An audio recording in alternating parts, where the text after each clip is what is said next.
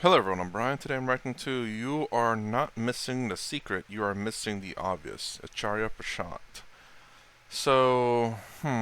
You're not missing the secret, you're missing the obvious. I wonder if that's your true self. I know that's what most Advaita Vedanta or Vedant talks about is the true self, recognizing who you truly are. So, you should know the secret, you're just missing it the obvious. I'm guessing that's what that is. So let's go ahead and get started.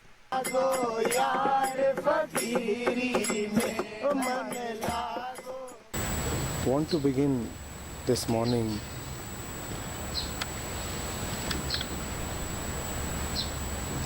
by talking of living in facts versus living in thoughts.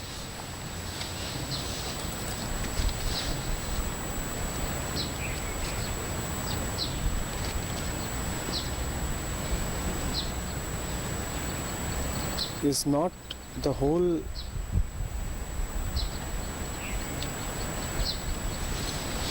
system, the being, personality, even the face,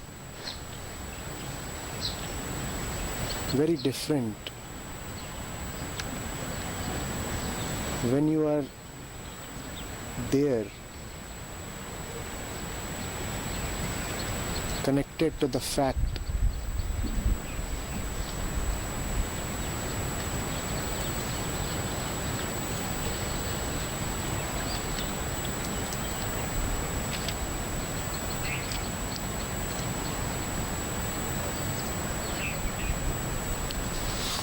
We visit a shopping mall.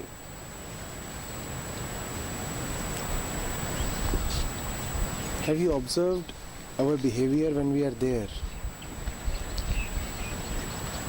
Have you observed the expression on the face, the whole drive, the whole energy?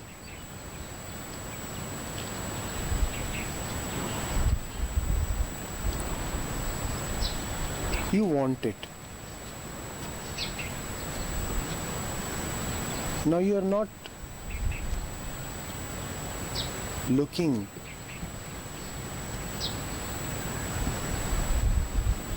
lost, wondering, assuming.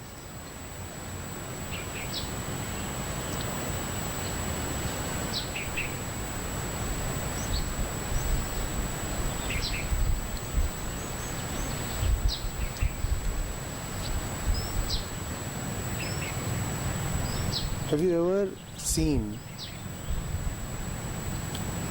somebody maintaining a safe distance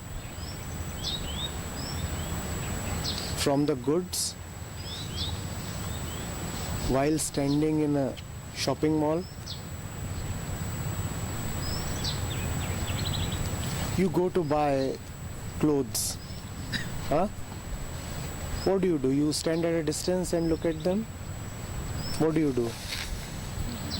You go and touch them, right? You go close.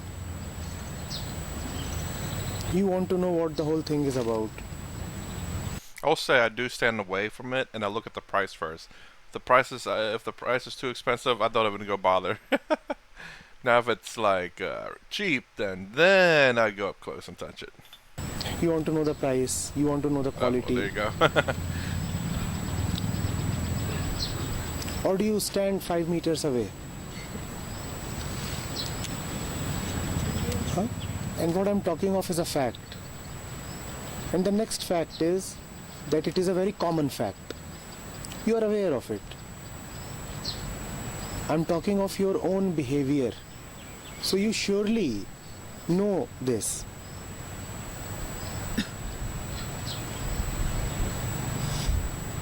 You very well know what happens to your being and your behavior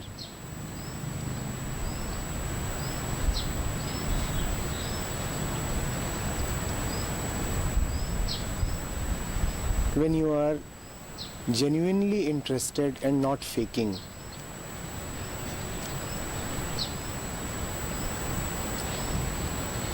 You go to watch a movie. Huh? One of these common movies that we watch. And have you seen how your eyes are glued to the screen and how your ears hear nothing except the soundtrack, the dialogues?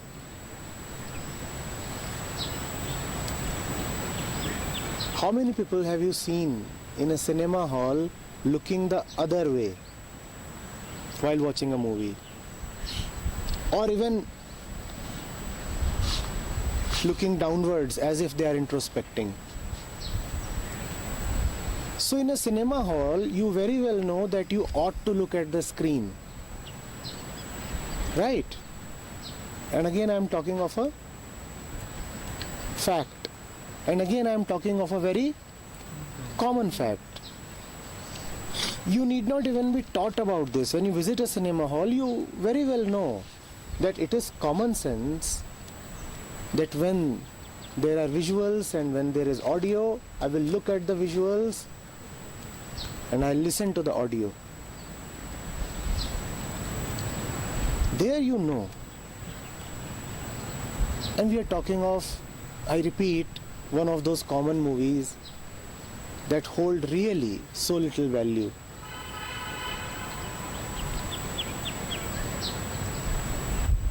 Ever seen somebody sitting in a cinema hall and introspecting?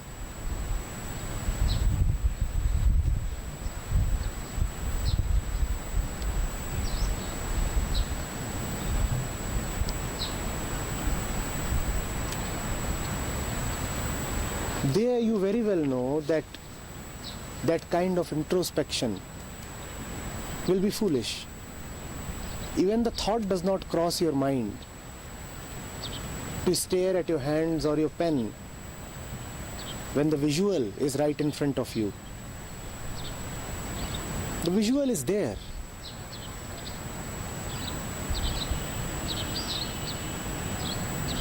Are you getting it? All these abnormalities in our behaviors will be so easily discernible, so clearly detectable, if only we just look at the fact of what we are doing right now.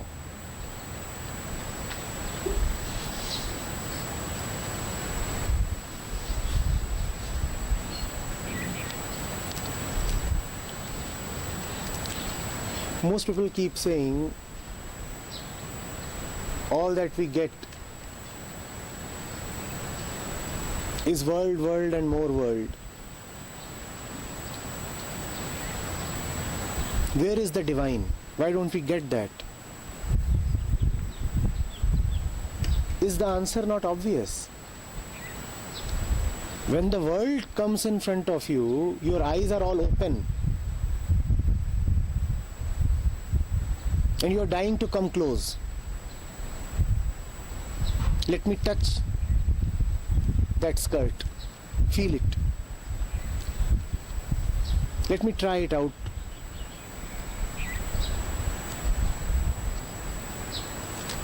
Let me know. Let me pay attention to the movie.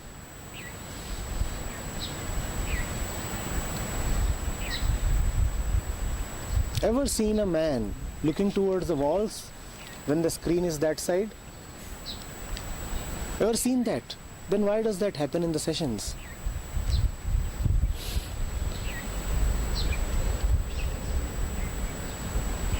When the speaker is here, how can you look towards the mountains? Why does that not happen in the cinema hall? But see, in the cinema hall, do you ever do that? When you are teaching your student, professors, do you look at the walls? And would you like it that when you are teaching, your students are looking at the walls? Then how could you be right now looking at the mountains? And am I not talking of simple, basic, and obvious facts? Am I not? Lao Tzu will not come to tell you this. He assumes, he believes, and he knows that we all have the capacity to display basic intelligence. These basic things need not be told.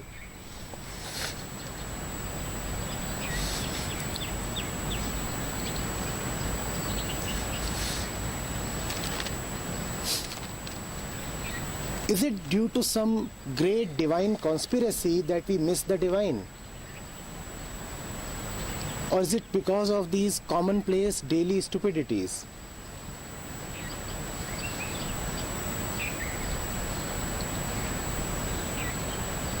Yes.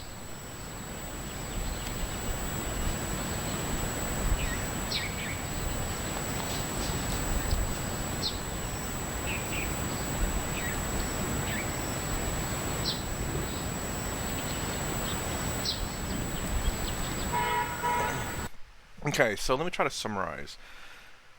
In a sense, it's saying that if we just pay attention to what we do, I'm guessing we have a better understanding. Kind of like how in the cinemas, how we pay attention to the picture and the audio. You know, do you see whenever, what is it? So do you see anyone in the audio, the theater, excuse me, in the theater looking at the walls? You don't. So I'm wondering if he wants us to look inside of ourselves without being distracted. That's what so far I'm understanding. Which is again, like I said earlier, looking for the Atman Brahman, you are not missing the secret because you are the secret. It's legitimately like right there. You're just missing the obvious, which is the title of this. That's so far what I'm understanding is that it's the fact that you look inwards but don't be distracted. The cinema being an example where you're watching a film, you're not distracted by anything else. You're usually focused on the picture and the audio, and everything kind of just goes away because you're so focused into it. I had said earlier that we are not missing any secret. The truth, the divine, is not some complicated puzzle. We are not missing the secret, we are missing the obvious. Had there been a secret, it could have been revealed. Had there been a puzzle, it could have been solved. But the trouble is that there is nothing left to solve. Everything is laid open, bare, resolved, right in front of you. And now, nothing more can be done.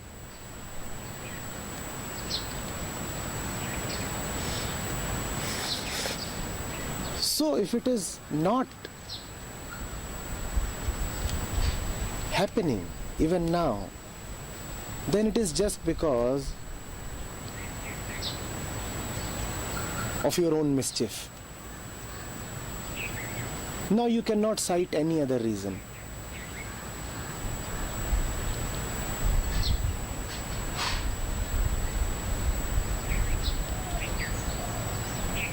Now you just have to say that only that is happening which I want to happen. And you wanted this to happen. You wanted this suffering to happen and continue. And so it is happening. Now there is no question of relief.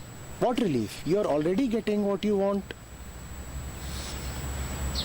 Now relief from what? Relief from the fulfillment of your own desire.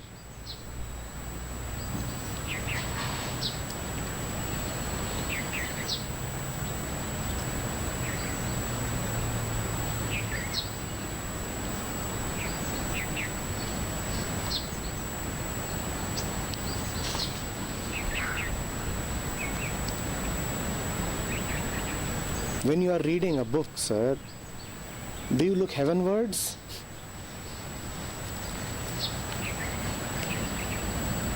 And then, if you are talking to the heavens, why do you look bookwards? When you are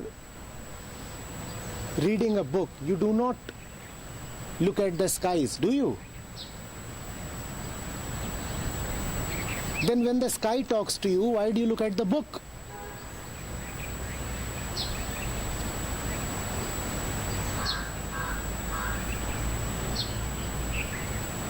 And then you say the book is unable to take me to the sky. The book is an obstruction because you're looking at the book when the sky is talking to you.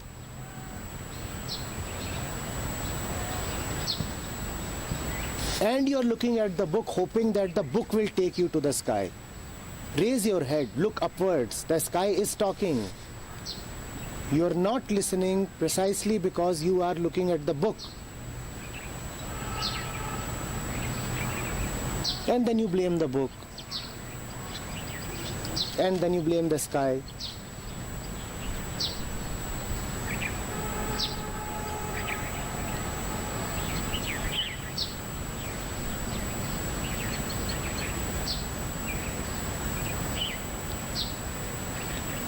Is it so difficult to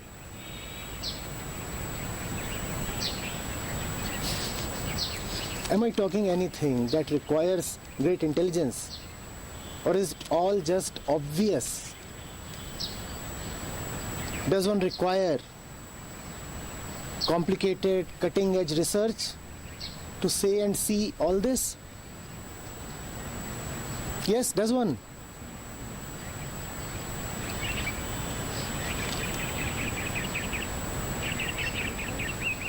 Am I coming from somewhere special? Or am I just saying these things as one of you?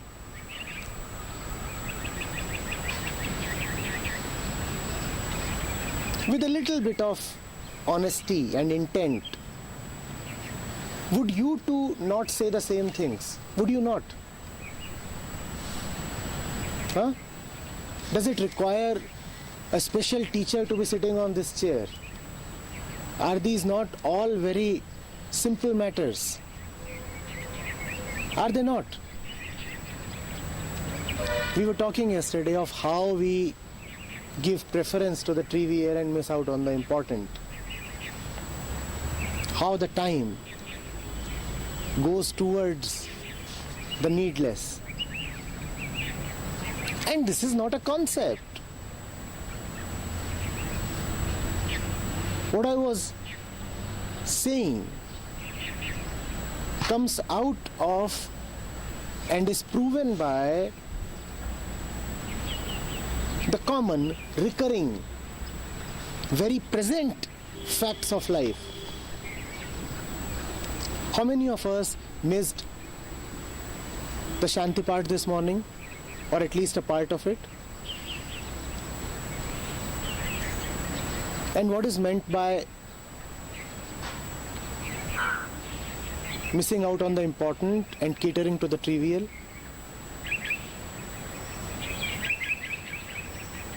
What is meant by that?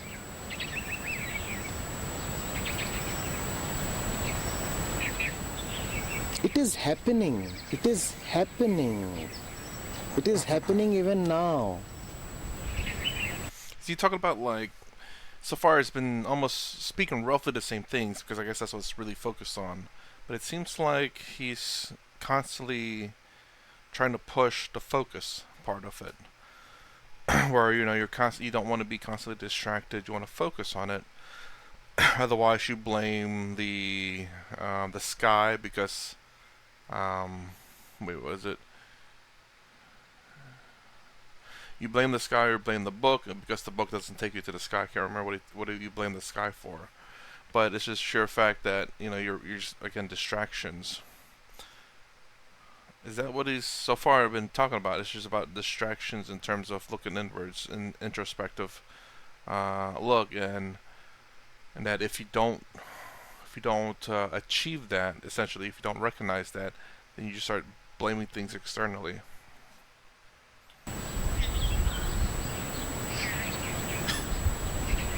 By the way, I forgot to tell you, the audio is only coming out one ear for me too. I mean, there's noise over here too. It's like the wind or something.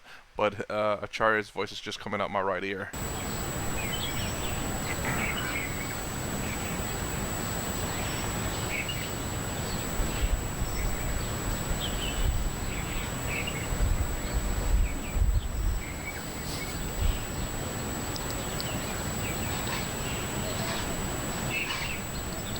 We are just drifting. Sir, we are just drifting, waiting for the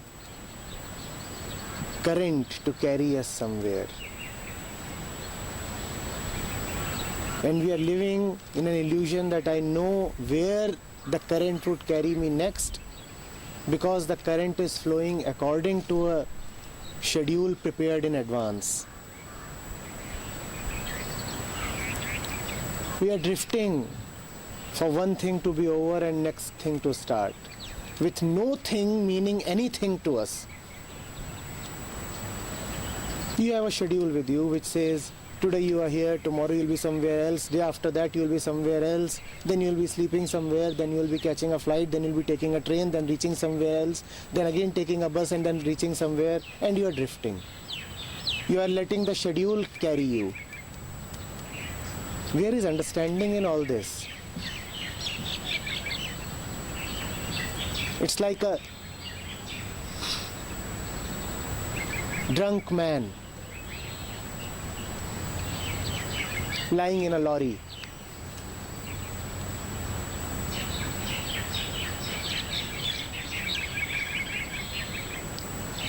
Yes?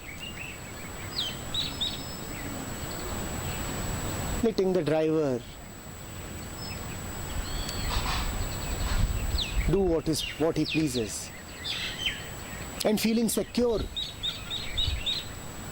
in that the driver has been appointed by you.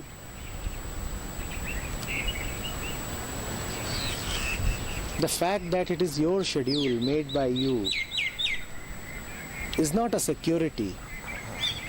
It is a bane, because the lorry is man-made and the driver has been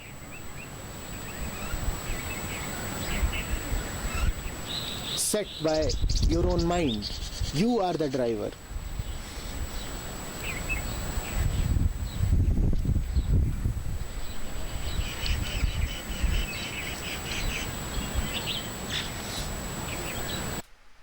So in this one, it seems like he's talking about how we sometimes just go by the wind. We go with the flow of things, and I guess that's a kind of a problem. I can see why, because we're not taking initiative of, again, getting I would say we don't use that time wisely to look at who we truly are. Instead, we're just whatever happens throughout the day. Although I didn't get the driver part, but he didn't finish. But so far that's what I understand. So distractions being one thing about looking inwards, and also then just instead of actually searching, so instead of searching, you're just you're just going with the flow of things. So you're going with the flow of things, or you're being distracted.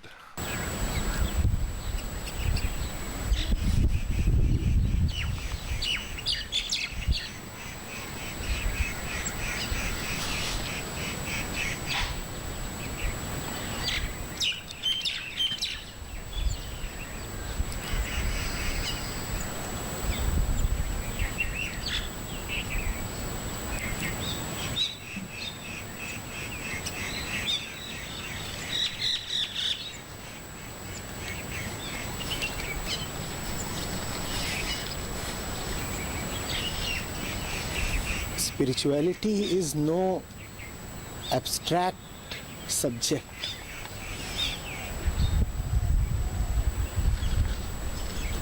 When it is said that it comes from an unknown source that you can never know, from where the words of the Upanishads came, from where all the divine revelations came,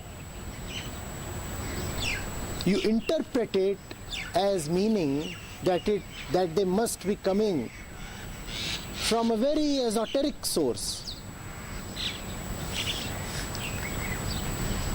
some really deeply hidden source. Yes, is that not the interpretation? But allow me to open it up a little more for you, if it is not already opened to the maximum. It is said that the Upanishads come from a source that you cannot know, because the Upanishads really come from nowhere. For something to come from anywhere, the source must be at a distance from you. The source must be at least a little inaccessible, a little away, requiring a little effort to reach. But when the happening is so obvious, then you cannot say that it has come from anywhere. The Upanishads come from nowhere, meaning what the Upanishads are saying is just obvious, is just so simple. So what to say from where they come?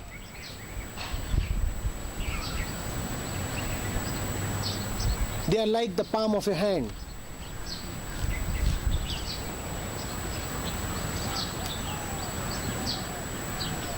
Huh? It's simpler to know an Upanishad than to know your thumb, your nails, the back of your hand.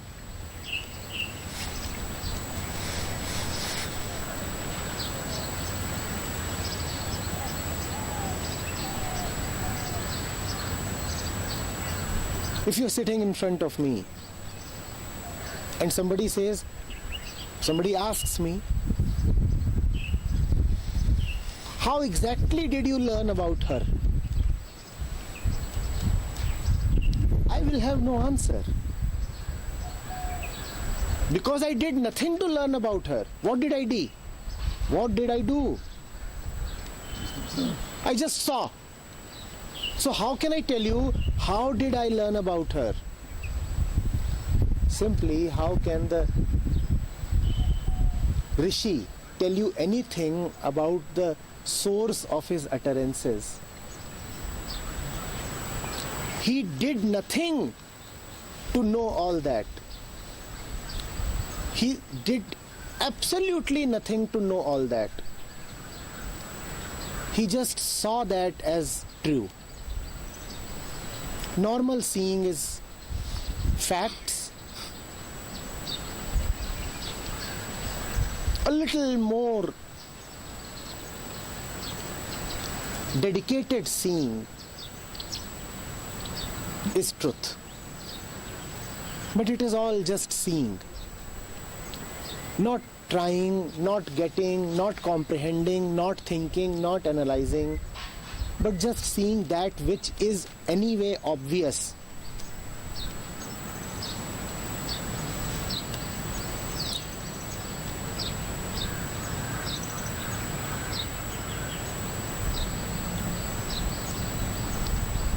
It comes from the Quran. A verse indicates, let me take you easily into the easiest. The verse says, let me take you easily into the easiest. That's what.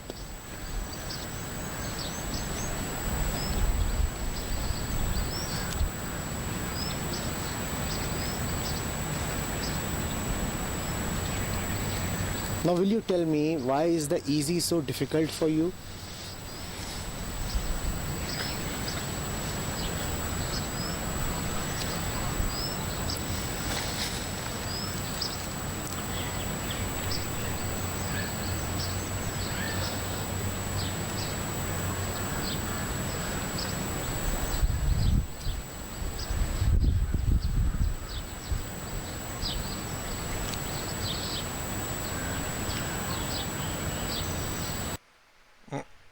didn't quite get that last part. Um, to me, the easiest in terms of the yoga is Bhakti yoga, which Islam is very much that, same like the Western religion. It's all Bhakti yoga, which is, at least in my opinion, the easiest of the easiest. But let me know if I got this right. From my understanding of this is the fact that it's obvious of who you are. You just have to look inside. You have to look introspectively of who you are. The problem is you're constantly being distracted by everything external, and then when you don't get what you want, you start blaming external things. Like you blame the book that you're not in the sky. You blame the sky that you're not in the sky. Because it's a distraction. And then after that, it's what was that last bit? Crap, I can't remember. You're missing the obvious. Let me rewind real quick. Oops. Current to carry us somewhere. Oh yeah, going with the flow, as opposed to doing something about it. You just go with the flow. You don't try to discover it for yourself. Is another, in a sense, distraction, kind of, because you're not doing what you're supposed to be doing. So as far as I can tell in this one is distraction, blaming others, and then just not taking any actions. These three things, and I guess the fourth one is, in a sense, bhakti yoga. So distractions, karma, blaming. Nope. Okay. Anyways, yeah. Let me know if I got that right. If that's what I understood it correctly here. You're not missing the secret. You're missing the obvious. The fact of inaction. The fact of distraction. And the fact of lack of accountability. It's the reason why you, and perhaps not following in a sense, bhakti yoga. I don't know. He touched up on it because of the easiest of the easiest, and I do believe bhakti yoga to be that pretty much because a lot of people are already into it anyway. So, anyways, let me know if that's what I believe Acharya here is trying to say. Anyways, that's my reaction to You Are Not Missing the Secret, You're Missing the Obvious. If you like my content, please consider subscribing. Thumbs up to the sound down below. Thanks for watching. I'll see you in the next vid.